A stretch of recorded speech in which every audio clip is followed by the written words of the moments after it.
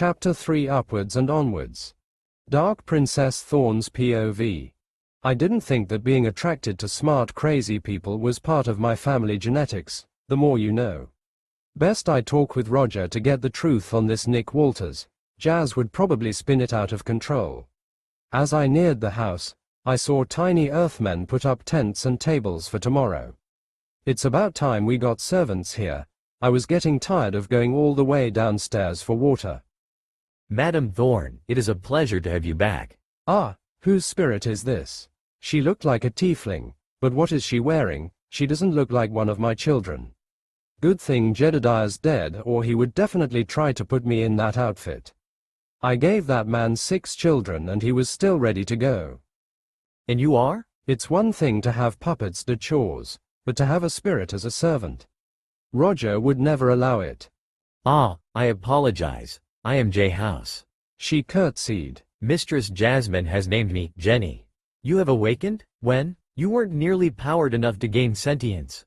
I could have sworn the house had at least another 400 years before this happened. You would be correct, Madam Thorn, but a young man by the name of Nick Walters added a large number of runes into the chalice, fast-forwarding the process. How much is that? What runes? How many? Mana and mana absorption, as well as a dark magic detector. I have it turned off for your visit. That's good. I didn't want to go around setting that thing off all the time. Sir Nick added 199 runes into the chalice, helping the awakening to begin ahead of the previous estimation. Nearly 200 runes. Who has time to make that many? Where is this Nick of Walters? I need to meet this man. Sir Nick is in the kitchen with Lady Jack and Master Roger. They are making the dessert for the baby shower. Yeah, Roger would never allow anyone alone in his kitchen. What are they making? Cinnamon rolls, ma'am. Cinnamon what? I've never heard of this dessert. And the Little Rock People? Golems by Sir Nick, given to me to keep the estate in tip-top condition. He's even giving away golems. Very well, I shall go meet with him. What an interesting man. // Nick POV. I was in Jenny's kitchen. I upgraded it obviously. 150 cinnamon rolls aren't going to make themselves. That's still ridiculous. There's only gonna be like 20 people here. From what I understand, this family has hundreds of members throughout the Shine Islands, but none are close enough to go to this party, so why am I making so many gosh darn rolls? I swear Jasmine's just gonna end up taking these and eating them herself. Roger, don't you think these are a lot of cinnamon rolls for about 20 people? My wife's family has a very powerful sweet tooth. I mean, what would you consider a powerful sweet tooth? What does that even mean? Are 150 cinnamon rolls not gonna be enough? As you can see with the matriarch here. He then gestured to a woman who completely dodged my senses. She's just appeared. Otherworldly entity. Dark Princess Thorn. Age. LVL. This entity is way out of your league. You cannot observe her. Dark Princess Thorn is 52, in line to gain the title of ruler of the Underland. She was tricked by Jedediah Hope into marriage, giving birth to 6 of his children. The family sees her as a beloved part of all their lives, and a pillar of strength when in times of struggle. She sees a little of Jedediah in you, especially the look on your face. She was sitting munching on a cinnamon roll with a blank look. She looked to be 5'3". And she looked exactly like her portrait. Black hair in a French loop braid, long curved black horns, red skin. Her eyes were pitch orange and nothing else. She was wearing a beautiful black and gold cloak that reached her knees, and some sort of corset skirt combo, black and gold in some kind of extremely intricate pattern. So, you're this Nick Walters, huh? She said with a mouthful of cinnamon roll with one in both hands. Those are for the party. I didn't have anything else to say. I mean, what do I say to an almighty, evil, devil lady? She just looked at me, shoving another roll into her mouth, barely chowing loudly. Lady Thorn, please don't eat the party dessert, wait for tomorrow. Roger, what a brave man, I should take notes. She kept eating. Don't make me go get Jasmine. Ah, Roger, what a smart man, I should take notes. She stopped, only to grab 4 before running. I'll be back. Just you wait, I'll be back for all your sweets. In total I had lost 7 rolls in as many minutes. If I'm not careful, this family's going to eat all the sweets before the party. Was that Gran? Spoke up Jack, with a roll in her mouth and another in her hand.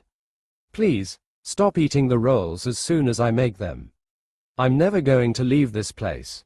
Yes, she went that way. I pointed out the room. And you're supposed to stop people from eating the sweets, not eat them. She gave me an owl stare, then shoved more rolls in her mouth.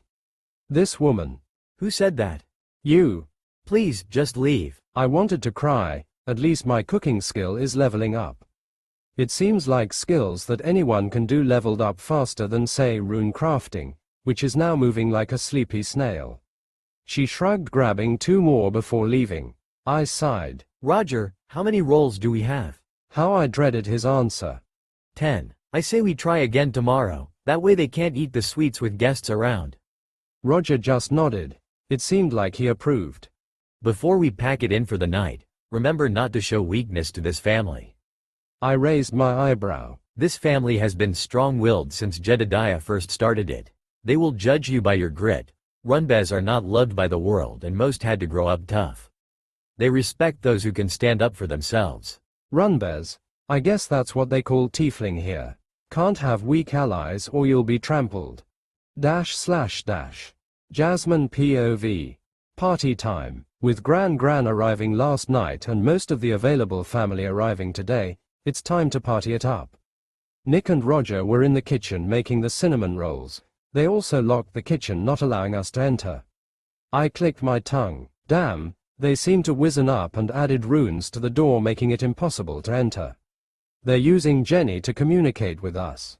Oh, Jasmine, it's good to see you again. Kiss, kiss. Oh God, Josie. I hate Josie. I can already see your baby bump. This bitch. Oh, Josie, good to see you.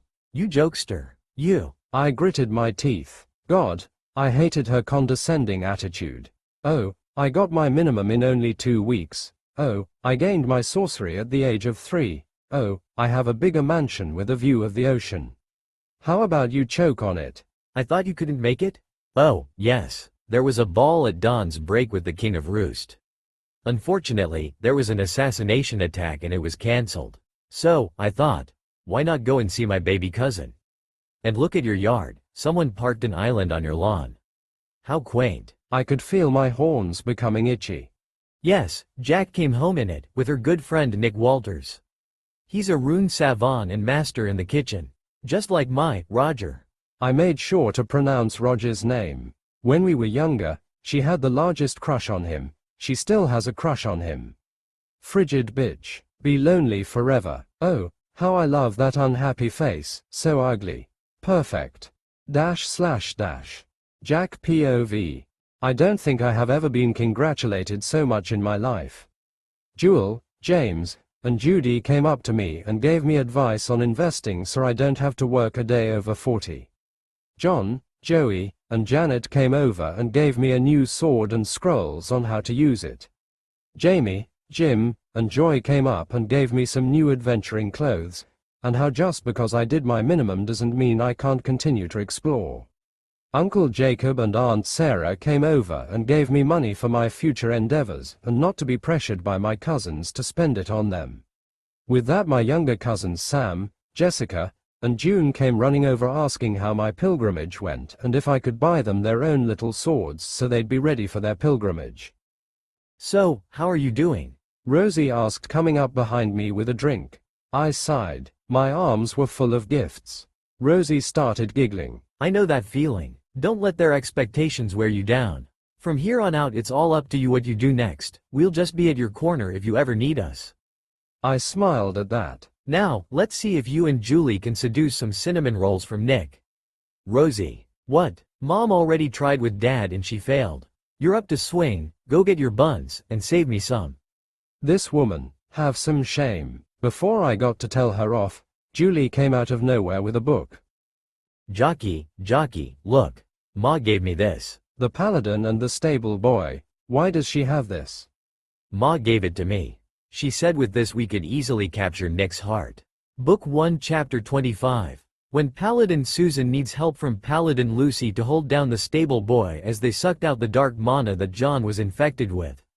I slowly looked up at Rosie. She looked at me. Real women read smut all the time. Get me my rolls. And she walked away. I just looked back at the book and Julie's huge smile. Dessert is ready, spoke Jenny. I just let out all the air in my lungs. Julie clicked her teeth. Next time. No next time. Come on, let's go get our cinnamon rolls. Our man will come later. I sighed. // Dark Princess Thorn's POV.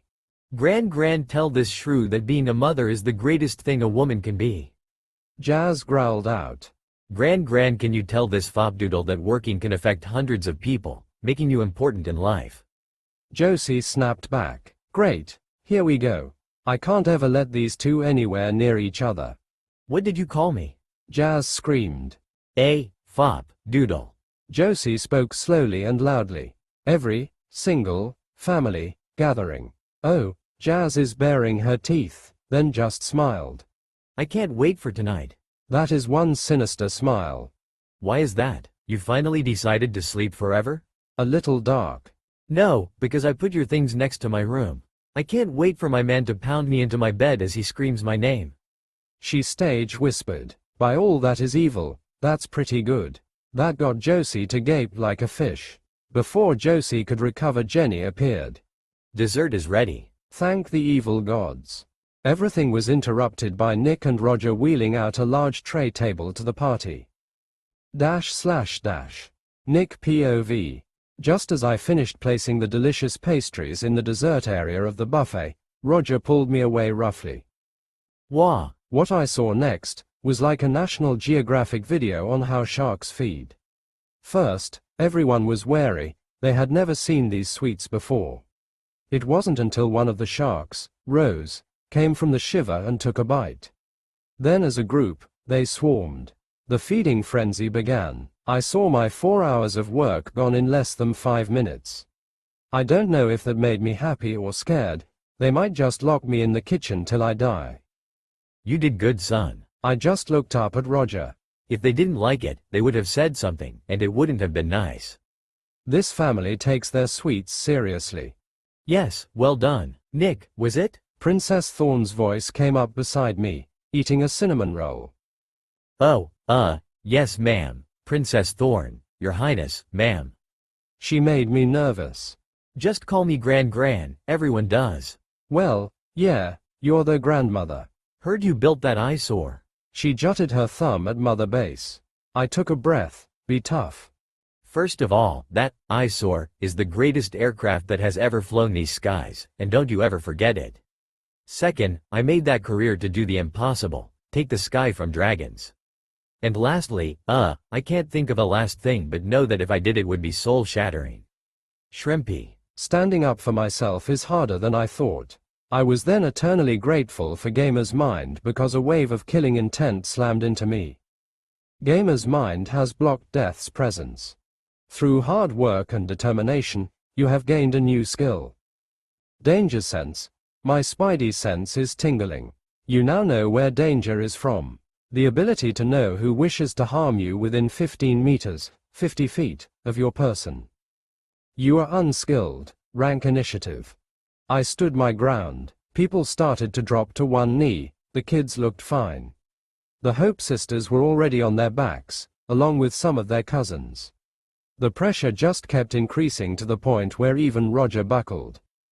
Are you finished, Shrimpy? That made everything stop. One of her eyebrows twitched. Oh, had enough, punk? She had the nerve to smirk at me like she won something.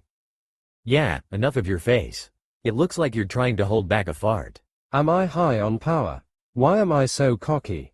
We just stared at one another. Then she burst out laughing, causing me to almost fall over. Y'all got moxie, kid, I like that. She smirked, before vanishing. But don't let it go to your head. She was now holding a blade to my throat. I gulped. Yes, ma'am. She patted me on my shoulder and walked off. That was terrifying. Thought I was going to die there for a second. I stiffened again as a hand landed on my shoulder. Impressive, even I couldn't stand up straight when she used all that power. Roger's smooth calming voice relaxed me. Thanks. I took a large breath. Now, let's introduce you to the family. The J family was huge and widespread. I mean, there were so many different species that came back to one man. I don't know what it is about tiefling genetics, but it's definitely a dominant gene, cause it doesn't matter whether they be a goblin, centaur, or slime, they all had horns of some kind. It was kind of funny. So, how's the family? Jack asked, coming up beside me. They're amazing, James, Jewel, and Judy. A tiefling, slime, and goblin. Have tried to buy the recipe for the cinnamon rolls from me. She laughed, and I smirked. She had a good laugh. Got ya. Julia jumped on my back, hugging me. Julie, don't jump on people, you could hurt them. I laughed and held Julia's legs so she wouldn't choke me. This family's insane, and I couldn't be happier. / Dark Princess Thorn's POV. So, what do you think? Roger asked. I just hummed, looking over to the threesome, laughing it up. He's not human. I don't know what he is. In fact, I don't think he knows what he is.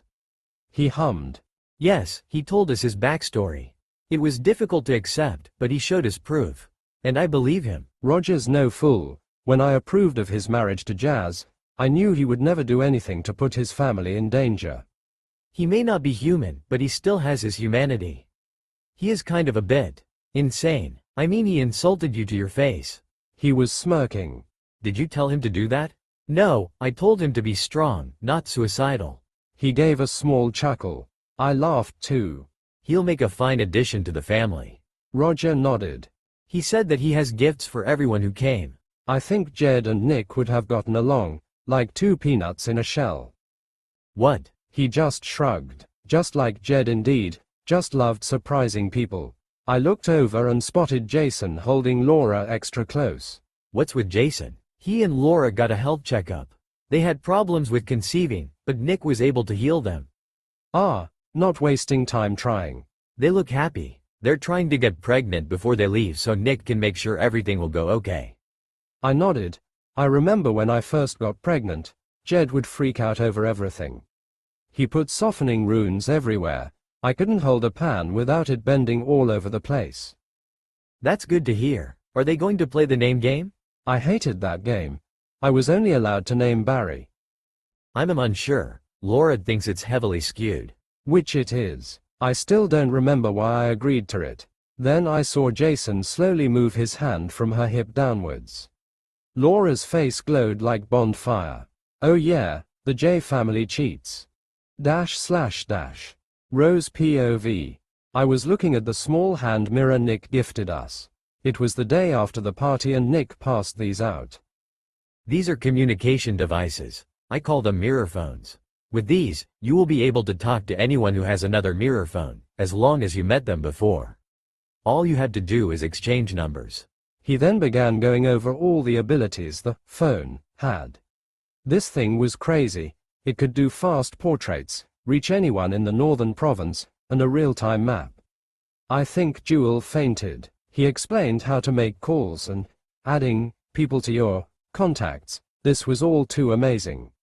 James and Judy were hanging off him, trying to get him to work with them. Something about being richer than the wealth god serum. Jack had to pry him off him. I have also made 15 more for each of you, so you can give them to the family that couldn't make it or to friends that couldn't make it. There are 35 people who are here, so that would make 525 phones out in the world now. I wonder how long it would be before everyone in the world would have one. I am leaving some schematics on how to create them with Roger and Jasmine. It will take someone with rune crafting expertise. I made it as simple as I could. Now would be a great time to ask any questions. How long will they work? Uncle Jacob asked. I made them with repair runes and mana absorption runes, so if they break, as long as they stay in one piece it will fix itself. The phone has a certain amount of mana in it that shows on the screen. When the mana runs out, the mana absorption rune will kick in, recharging the phone. I tested it. It shouldn't take more than 10 minutes, but be aware it will not allow you to use it when recharging. When the phone reaches full power, it will work as intended. You can also do this manually by saying, recharge. The battery should last you 18 hours, so just charge it before bed. Uncle Jacob nodded in appreciation. Where won't this reach? Cousin Joy spoke up. Jack, Julia, and I tested it in the roughest conditions we could find around the town of Hope. We went deep into the forest, underground caverns, mountain caves, and even underwater. The only place we had any trouble was when we were in town and a jeweler waved an ore at us. After investigating the ore, we found out it had some kind of magic residue. It turned out to be lyrium, so if you find yourself somewhere heavy with lyrium, expect some troubles. He finished. I'm not perfect and don't have satellites everywhere, so I will be giving everyone here 2 of them. Then went on to explain what they did and how to activate them. It was user-friendly, as he put it. 1 in the day and 1 at night. They will fly up, and wherever we activate them should have connectivity. Why are you doing this? We all looked over to Aunt Josie. While Aunt Josie might be annoying sometimes, she's right. Nick didn't have to do this. So, why? Nick was quiet for a moment. I will be leaving in 3 weeks. His declaration seemed to suck the air out of the room. I do not know if I will ever return. I do not know if I will die in my adventures. I do not know if anything I do will help others, but I do know that this works and that the people here have been kind when they didn't need to be. And for that, I want to make your lives easier, even if it is the only thing I do, then I'll be happy. I didn't know what to say to that. Apparently, no one did, because we were all silent. Thank you. Pa broke the silence. Nick nodded. Also, it's a good way to make money. Some of my cousins cheered. Nick POV. It's been 2 weeks since the party. There was a bit of an awkward moment after the day with the phone, but the news that Laura got pregnant and a full bill of health, along with a journeyman-level health rune meant to keep her healthy, got everyone back into a cheerful mood. I have been making more phones and satellites, as well as my golems. I'm beginning to stock up on my G-boys just in case I land in the middle of the 5th blight. If I join the Warden, the moment we reach Orzammar, I'm just going to flood the entrance to the deep roads with golems, or at least when we're leaving. And if I miss the Warden, I'll just find the nearest hole Dark Spawn are crawling out of and send him that way. I plan to make a tungsten golem, but after buying only 1 cubic foot, which cost me 15 gold, it told me it would take over 15,000 MP to make it into a golem. So, instead, I bought medium carbon steel for way cheaper, only at 10 gold for 3 tons of steel, and with a 5-foot golem needing 500 MP to make, it became a done deal. My first carbon steel golem had the durability of 1000 points, which blew my mind. In comparison, cement golems have the durability of 150, but they only cost me 40 MP. I was able to make 15 steel golems. I gave one to Jenny to keep the house safe, and the rest were put in my inventory. I took them, the girls, and dog meat into the zombie realm. It was insane. I just sent my steel golems on a simple destroy mission, and they killed everything. I only gained 1 level up, and that was crazy because my experience is split 3 ways. I gained over 5 gold in that mission alone and a new skill. Leadership, on my mark. Led your soldiers to victory. When leading your party, all party member gains plus 10% attack power. You are unskilled, you are an initiate. I guess sending golems to Wreck House is a good strategy. With how fast we cleared that dungeon, we decided that we should try and do the next dungeon. Faye, recommended level 15. We were in a forest. I'm not sure what kind of forest, I'm more of a city boy, but it had large trees that stretched well into the sky. They had to be at least 100 meters tall and blocked most of the sunlight coming down. Wow, look at this place. I've never seen this type of tree. Julia looked around in amazement. Magic saturated coast redwood. Durability 400 and 400ths. This beautiful tree native to the coast of California and southern Oregon has been saturated with a large amount of magic. This tree is now almost 4 times as durable and when in danger strengthens its bark to stay safe. This redwood has been alive for almost 1,000 years. The bark from this tree can become armor. This tree, if chopped down, can produce 600 redwood logs. That's one big tree. I whispered under my breath. I made a small circle with my hand. Dogmeat perked up and began sniffing the air around us. I summoned my earth golems and had them spread out in order to get a reading of potential dangers. Any idea what we might find? Jack asked as she twirled her staff, getting in the mood to fire lightning. No. The dungeon said it was 5 creatures, but that is such a large genre it'll be hard to pin down anything that makes that its domain. Nick. Julia came over with a large branch that was lying on the floor.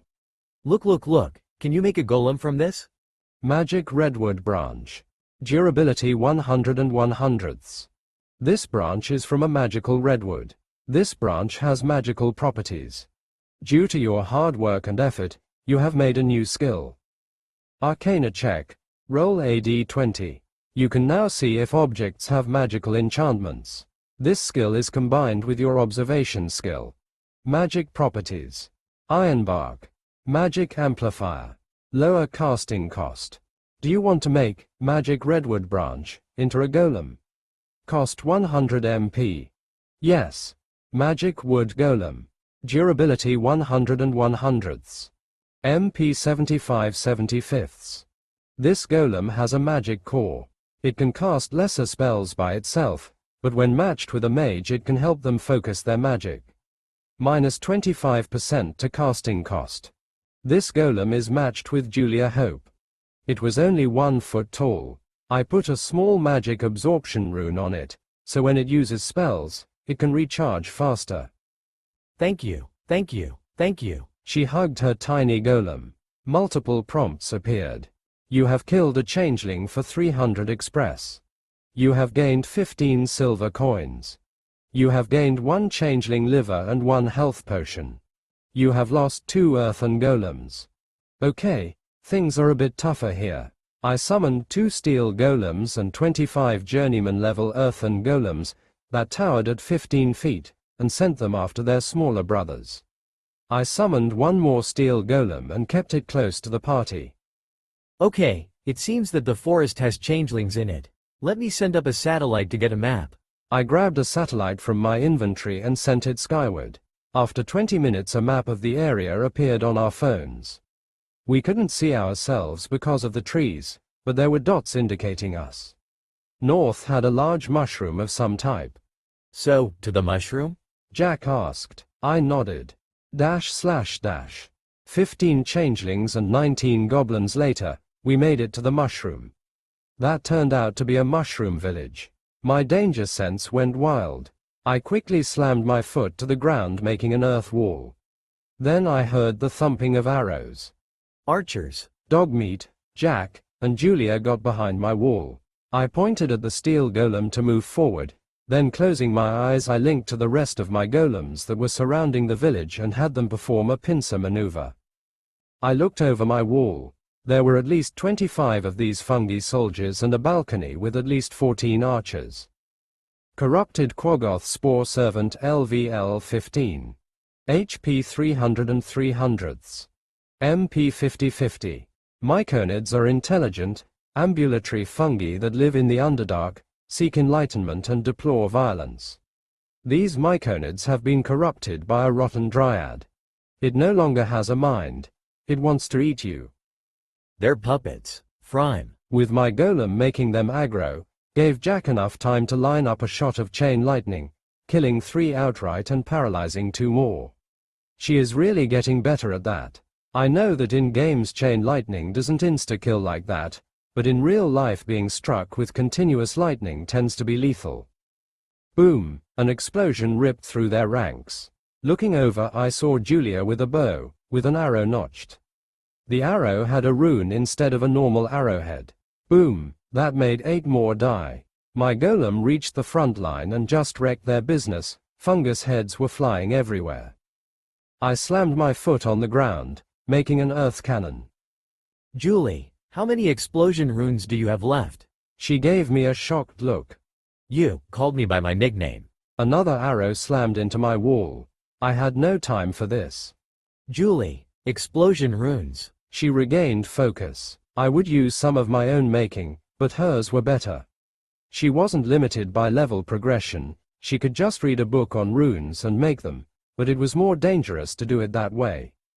I have 15. She handed him over. I then lined them all up in one direction, molded earth around them, and loaded it in the cannon. I pointed at her. Aim. Jockey covering fire. She got behind the cannon and aimed it at the building with the archers. I couldn't shoot worth a damn. I know that if I practiced enough, I would get the skill, but right now wasn't the time to practice. Julie gave me a thumbs up. Firing. I launched that sucker as hard as I could. At first, nothing happened, then. Boom! The mushroom building exploded, sending servants flying. It even knocked us on our asses. Everything was on fire, and the fighting stopped. Wow, Whispered Julia. that was awesome. I just laughed. Then I heard it. Stomping. Through the fire, I spotted something. Rotten Dryad LVL 29. HP 801 thousandths. MP 707 hundredths.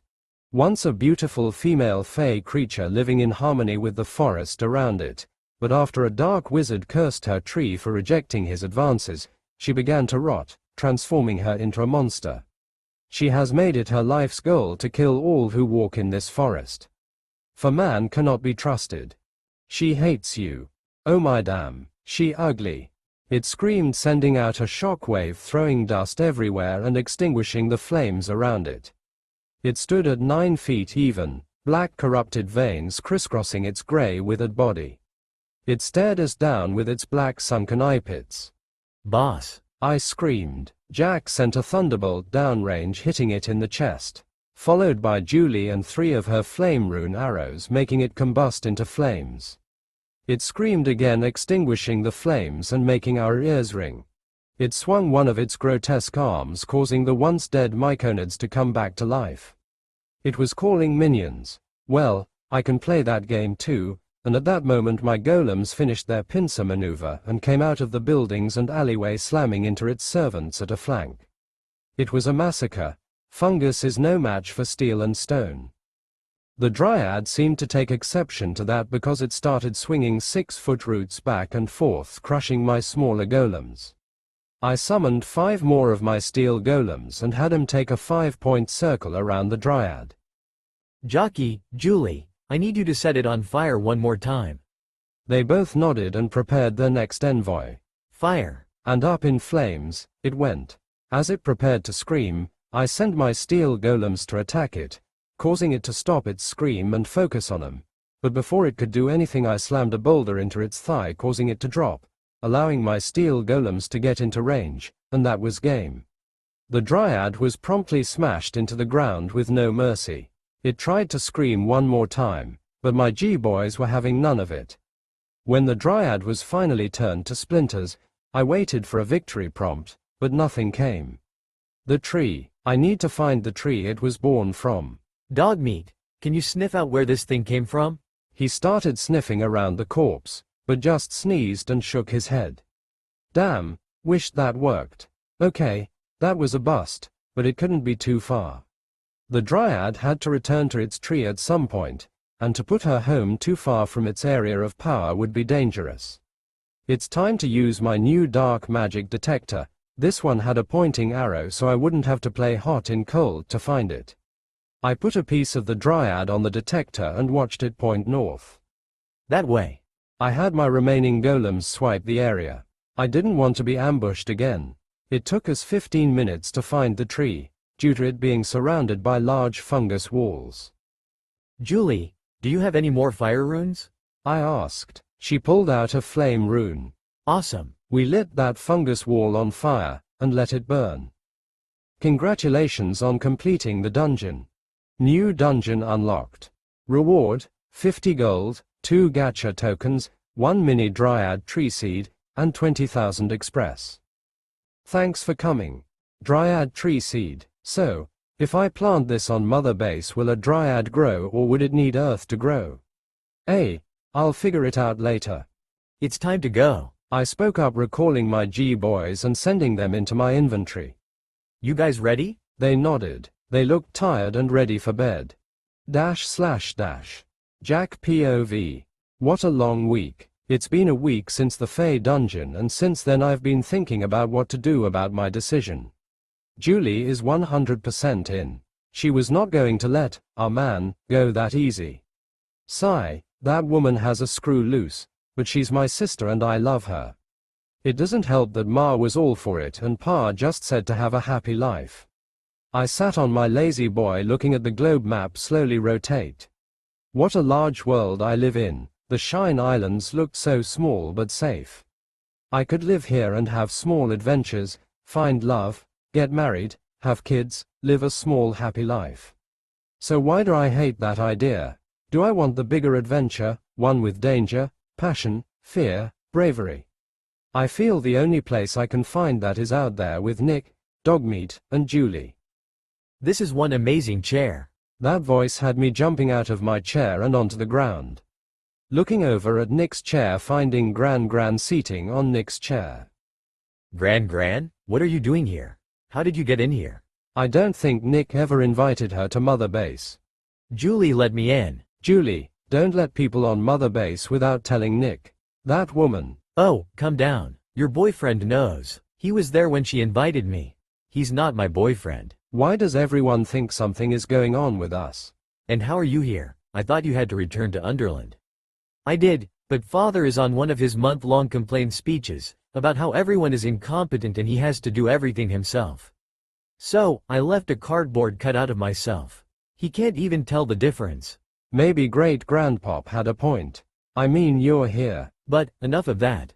Tell me what's wrong. I sighed. Maybe Gran could help. Nick asked me to go with him on his adventure to see the world. I don't see the downside. A worldwide adventure sounds like fun. I nodded. It did sound great. But there might be a chance I may never return, and I'll never see you guys again. I don't know how to handle that.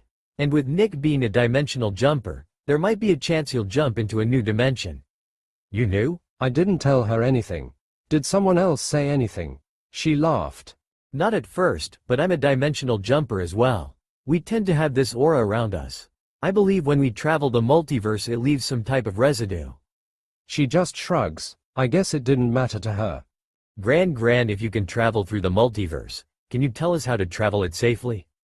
If we knew how to return from different dimensions, my decision would be so much easier. She hummed. The reason I can return here is because I have a tether here. A tether? She nodded and pointed at me. You and all my children are my tethers back to this world. If you all died, I wouldn't be able to return here until someone called me for a deal. So, would Nick have to have a child here to be able to return? Can't you follow my tether if I go to another dimension? Nick would never leave a child here by themselves, especially his. She shrugged. I don't know, I might, but that wouldn't mean I could bring you back. I sighed. Damn, that really seemed to be the easiest answer to all this. It's okay. Nick seems like a smart boy, he'll think of something. She said it so nonchalantly. How do you know? The same way I knew Jed was my one true love. A gut instinct, so, trust yours. Gran is so cool. Also, I'm taking this chair. So cool. // Julia POV. Today's the day. It has been 2 months since Nick and Jack had arrived at the house and today's the day he's leaving. I have packed all the things I would need for my journey into the great unknown. Toothbrush, 2 towels, clothes, rune crafting tools, phone, horn polish, and all 7 books of the Paladin and the Stable Boy. Oh yeah, I'm ready. Walking out of the house I spotted Nick talking with Pa and Ma. This will be dangerous. I caught what Nick said. I trust my daughter's choices. If they believe they can handle this, I am encouraging them all the way. Or Pa, I love you too. And if they do anything stupid you will be there to help. Hey, have more trust in your daughters. The purpose of the pilgrimage is to teach us that it is a harsh world and you need to make your own way in it. You learn how dangerous your choices can be, and that risks can have great rewards. I mean, look at you. Jockey didn't need to help you after you healed her, but she took a gamble and let you stay with her. Julie knows the dangers of rune crafting. Jedediah left multiple warnings on how easily runes can kill you, but she still chose to practice the art. If they believe they can do this, I will support them. Ma, I love you too. And Roger's right, you're madly in love with my girls, so you wouldn't allow anything to kill them. Pa sighed and Nick laughed awkwardly. You can trust I'll do my best or die trying. Nick answered. Pa nodded. What are you doing? I jumped. Jack needs to stop sneaking up on people. She had a large bag on her back. Is this all you're taking? I have most of my things on Mother Base already. Ma said that if I slowly put more and more things over there, that in time, I would just live there and he couldn't do anything about it. Genius. She just gave me a long bored look. Just come on. She pushed me to everyone else. We're here. Ma and Pa brought us into a bone-crushing hug. I held on to them. I don't know when I'll ever see them again. Call us every day. Oh, yeah, Pa's right. I can call them. I will. I love you. I gave them one last squeeze and backed away with Jackie. We were both teary-eyed, but determined. This was our choice. Nick gave Pa a handshake, and Ma gave him a hug. I think she whispered something to him, 'cause when he came back, he had a blush on his face. Are you ready? He asked us. We nodded. .. I was looking out the window as Nick was at the controls. All systems are green. Activating thrusters, retracting landing legs. We are off the ground. We will reach cruising altitude in 25 minutes. Please keep all hands and legs on the flying island. Nick joked. My mind was spinning. I knew that the island could fly, but being in it as it flies is a completely different experience. Okay, now that we're on the move we can make our game plan. Where are you planning on going? I asked. He brought out the globe map and pointed to the south. In the games, all the world-ending events happen down south in the continent of Thetis. I am not sure if it has already happened, is happening, or is yet to happen. I want to help if it is happening, or if we're lucky, stop them from happening. I gasped. He looked over at me. We can stop by the city of the Broken Mountain. Jackie sighed. Nick gave me a confused look. I moved the map to an island far off the coast of Ferelden. It's one of the largest trading ports on the planet. If anyone knows what's happening in Thetis, it's there. Nick hummed and nodded, looking over at Jackie, who grudgingly nodded. It is the only place to stop and restock if you're moving from the far southern continent of Hirikuma to the northern continent of Rezum, where the Shine Islands are located. You don't seem to like this place. Nick spoke to Jackie. This is a real city. It was estimated to have at least 70,000 people, not adding people who pass through there. If we stop there, everyone on the planet will know about Mother Base by the end of the month. Nick hummed. Do we know anyone there? He asked. Uncle Zen, he's Pa's best friend, and Aunt Breza was one of Grand students. I said. But fair warning, Aunt Breza is a mad scientist that wants to take over the world. But everything she makes backfires, and instead of destroying the world and causing mayhem, it helps people and makes life easier. Like the time she made a giant slime to eat the city and make herself the ruler. But because she only fed it trash, so when she let it loose, instead of eating the city, it moved into the dump and ate all the trash. It now lives there and just eats trash. The city loves it. They call it Juppie. I finished. We do have a standing invitation to go there. Well, if there's any objection to this, speak now. If not, I'll place the coordinates on the map and we'll head off. No one said anything, and he tapped the holographic island and a clock appeared on the map. It will take about 3 days. That's crazy. It usually takes over 2 months to get there. This is so cool. Sir Zen POV. Man husband, I desire sustenance. Breza screamed, running down the stairs. Don't run down the stairs. I love this woman, but man, can she make me worry. I demand chocolate pancakes. It's 2 in the afternoon. I'll make you a steak sandwich. She can't just eat sweets. She tried to make an angry face that only came out as adorable. I kissed her. That usually gets me the win. Her face burst into a blush. Humph, fine, but I want chocolate milk. She pointed her finger up into the air. Her blush only made her cuter. Take a seat at the table and tell me about your newest inventions. I loved to have she would go on and on about her inventions. It's one of her greatest passions. I am creating a flying island. That way I can view all my pathetic minions and show them how amazing I am, by not allowing gravity to touch me. I started cutting the meat. She'll choke if I left the meat too big. Most times she was in such a rush she didn't chew. That's impressive. How are you going to do that? She gained a huge smirk. Well, you see, my silly man husband. I, the great Drive, Breza, have designed the perfect engine. It will use the power of magnetism to hover above the earth and fly. I hummed. I grabbed the seasoning for the meat. And how are you going to get the magnets? She laughed. Simple. I shall energize iron until it becomes a magnet. Light oil, veggies, bread. And the energy? Even simpler. I shall use the power of the sun. Mid-flames, make sure nothing burns. Seems dangerous? To fools, maybe, but I am the great mastermind. Collecting the sun's power is but a chore for someone of my genius. Do you need help? That wasn't a question. I am going to help her, but I like giving her the feeling of control. If you wish, but some things are heavy so you will have to do it shirtless. For, better grip? She just wants to see me shirtless. Of course, for better grip. She just nodded like it made some sort of sense. As the thin meat was finished cooking, I replaced the meat with the veggies so they could soak up the remaining flavors. You know. She brought up quietly. It's been 2 days since we. You know. I smirked. She always had a shy streak when bringing up the idea of sex. What did we do 2 days ago? And I loved teasing her.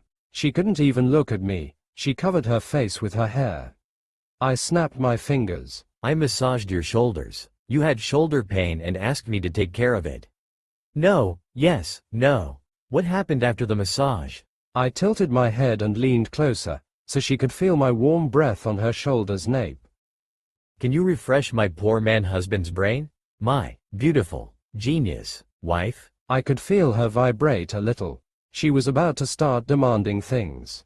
I demand. Only to be interrupted by a banging at the door. Who dares? I turn off the stove. No one should be here. I bought us this house because of its seclusion from the rest of the city, and it's my day off. I gave her the sandwich. She still hasn't eaten lunch today. I rushed to the door with a bit of a huff. I was about to make sweet, tender love to my wife, so the world better be exploding. I yanked the door open. What? I hissed. It was my lieutenant, Terry. Terry, this better be good. It's not, sir. There's an island floating over the city. Gods damn it. What's it doing? For the time being, nothing, but the king wants everyone at their stations and I got the short straw. Wait, flying island? Where? Man husband, we must go. Now. But, sexy time. Then she turned with the biggest smile filled with excitement and I lost any argument I could have thought of. I sighed. Terry, go back to your post, I'll be there in 30. Don't do anything stupid. And off he went. Maybe I could get a sexy kiss before we leave. Nick POV. Jack was right, this is a city. There were thousands of houses spreading out from the port. The island was pretty huge. I would compare it to Hawaii. The whole island is amazing. The island's mountain was aptly named. It was split down the middle. How did that happen? Natural phenomenon, magic, a powerful warrior. I doubt anyone would know the truth. Still though, it's a big world. Who knows what did that? So, where do we land? I asked. I could land this thing at the port. One of the requirements for this base to be completed was for it to be able to land on water, but I don't want to. They might make me pay docking fees. Last time we were here, Uncle Zen worked as the guard captain, and Aunt Breza was a stay-at-home scientist. What the hell is a stay-at-home scientist? We should check their house. They own a large estate because Auntie enjoys blowing things up with her machines and experiments. I'll take the wheel. Jack pushed me out of the way. I've been letting Jack and Julie take control of Mother Base. I'll never know when they would need to use it. It seems like we got the attention of some people. I looked over to Julie, who was looking at a screen view from underneath the base. And she was right. Every single person was looking up at us like turkeys waiting for rain. Should we do anything? Nah, they'll be concerned for a few hours, but once we move away from the city, they'll get over it. I guessed most time when nothing happens people get bored and get back to their business. I mean, it happened in Hope. We were the talk of the town for like a week and then underground centaur races came up and everyone sort of just stopped caring. I see the house. I'm going to land. Jack called out. Dr. Breza POV. Damn that man and his lips. We were supposed to leave 15 minutes ago, but no, I need my goodbye kiss, I'm going with you. You don't need a goodbye kiss. I swear if we miss that flying island, I'm taking away mouth privileges. Let's see what he does after that. I'm here. Sorry, couldn't find my blades. He came out of the house wearing his adventuring armor, badge included. Jazz was right. There's nothing sexier than a man in a uniform. See something you want? Yes, you to hurry up. I was blushing. I could feel it. Damn, this man and his sexy muscles. What if we miss it? What if they destroy the city before I can? And where could it fly to? He stopped again. I'm going to hurt this man. What are you doing? We're going to. He picked me up and started running back to the house. Wah. Then I saw it. It was huge and flying towards the house. Looks like it's coming to us. //. It landed in front of the house. Who made it? Why? How? I had so many questions. There was movement on top of the island and then an elevator began to lower. Auntie Breza, Uncle Zen. It was Julie and Jackie. How did they make this thing? The answer is making more questions. Jackie, Julie, what are you doing in that thing? Leave it to my man to ask the smart questions. The elevator finally touched down. They came out and gave us a J family, lung-crushing hug. Jazz really taught them how to take the breath from people. It's so great to see you guys again. Jackie said mid-hug. Jackie, I see you're back from your pilgrimage. Zen said, returning her hug somehow. I could barely move. Can you guys please allow my wife to breathe? Don't joke. I'm suffocating. They finally let me breathe. So, do you like it? Julie said, waving her hand at the island. Did you make it? I asked. I knew she was working on her runes, but to make this. Did she marry the Dark Princess Helen? No, but my future man did, and by future law, it belongs to me as well. I nodded. Yeah, that makes perfect sense. That's not how that works. Ignore her. My best friend and friend to the family, Nick Walters, made the flying island. We agreed to share him. Julie spoke up. Jackie sighed. Please continue to ignore her. So where is this, Nick? I asked. We decided to meet you first and warn you about his face. Jackie laughed nervously. //. Nick POV. I looked down from the elevator at the man and woman on the ground. Elf Ranger. Sir Zen Aramas. Age, 164. LVL, 74. His level is too high to observe his stats. Zen Aramas is the only elf on the island of the Broken Mountain. He does not know his family, orphaned for his entire life. He grew up on the streets of Yor, where he met Roger Aramas. He later joined Roger in the War of the Fall and his adventuring party. He is married to Breza Hope. He feels pity for your face. Ailments. Injured liver. Weak cartilage. Nearsighted. Post-traumatic stress. He was the first elf I had ever seen, and he looked nothing like an elf. Standing at 6'6". Dark skin, buzzed haircut, long ears, green forest eyes, heavily muscular. He was wearing a battlesuit similar to Roger's. It seems like Zen has a harder time dealing with the War of the Fall, or maybe Jasmine had some spell that would ease Roger's mind, I'm not sure. I looked over to his wife. Human Artificer. Dr. Breza Hope. Age, 130. LVL, 32. Street, she has a man-husband for that. V, she can't run a mile.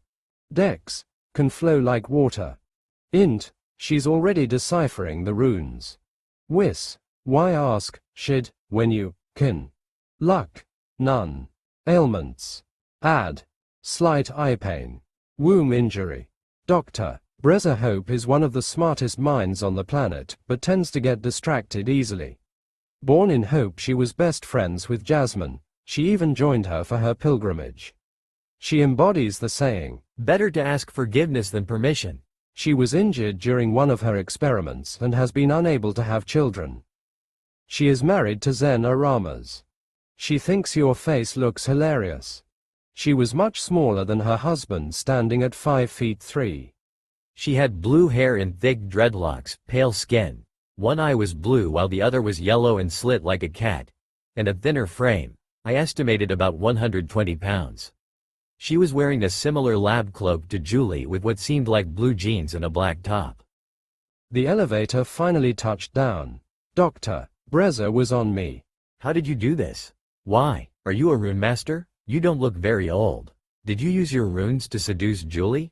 Is it the horns? That's why Roger fell for Jazz. I couldn't answer any of her questions. Her husband came up behind her and lifted her onto his shoulder like a sack of potatoes. Sorry about her. She had the idea of a flying island, but it seems you beat her to the punch. He had a slightly deep voice, like a young Harrison Ford. What's the engine made of? She screamed over his shoulder. Let's talk inside. // So, you're on your way to Thetis, Zen summarized, after telling him how we got here and what we were planning on doing. It's a dangerous time to go there right now. There's a rumor that some sort of monsters are breaching the surface. The fifth blight. Can you tell us when you heard this? We might get our answer right now. He sat back on his chair. Not many people go there, they have weird views on magic. So, most people just dodge the place, but one of the lyrium merchants told the city rulers about the monsters, about a month ago. No one has been allowed to go there, and any who do come from there are sent back or destroyed. They don't want whatever's happening there to come here. That makes sense. The blight has only ever been in Thedas. Nowhere else has it been reported having dark spawn. Undead sure, but not dark spawn. It must be because the dark spawn are looking for the old dragon gods of Tevinter and would not have any reason to leave. Well, not until they're under the command of an archdemon, then it will become everyone's problem.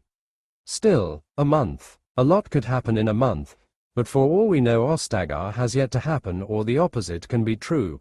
Ostagar can be the site of a mass grave. This is going to be a rough ride.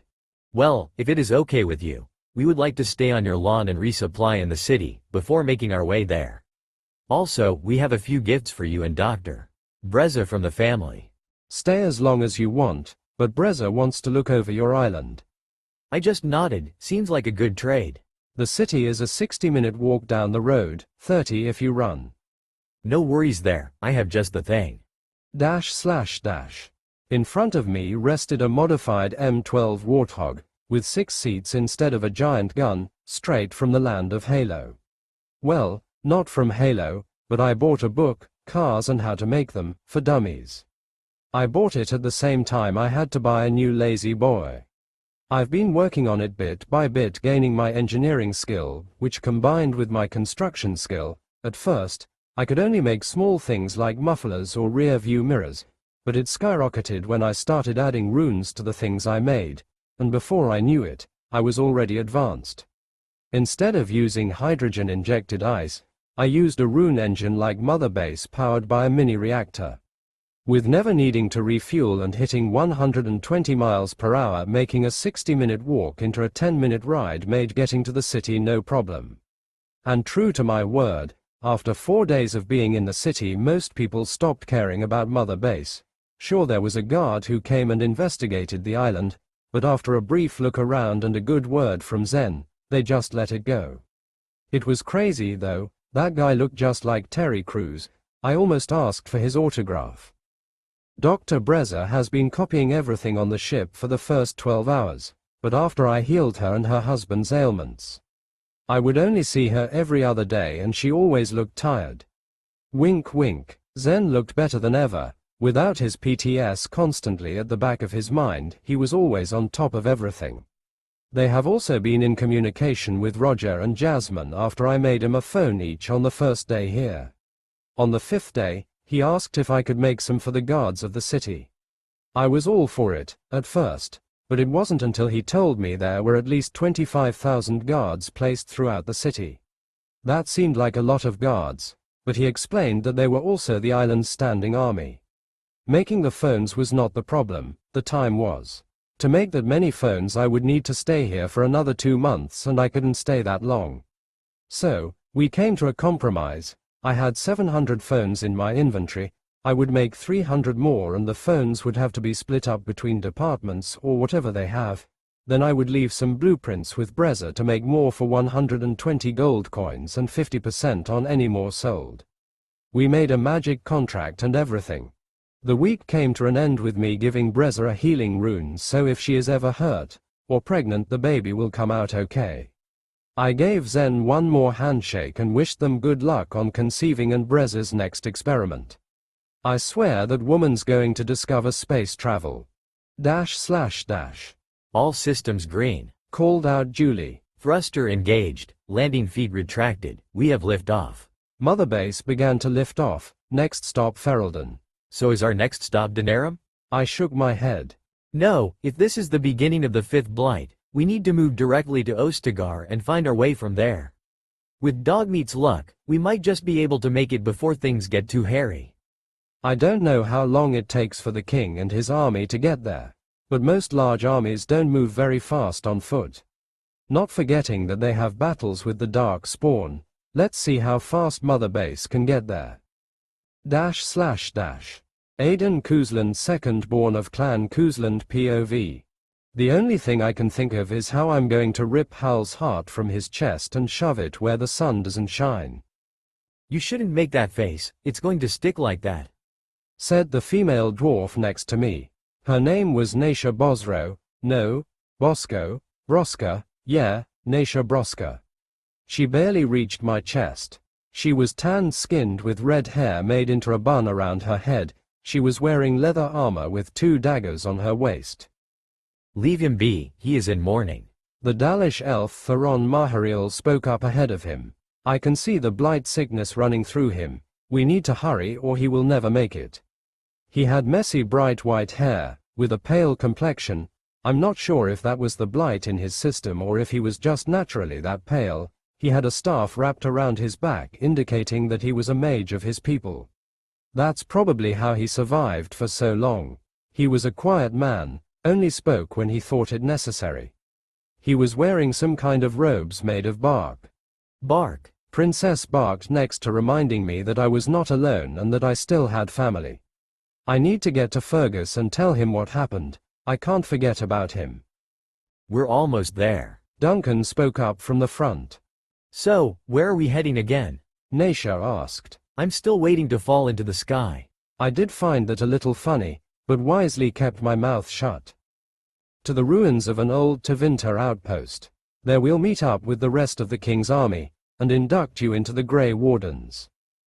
Just wait. How? I'm coming for you.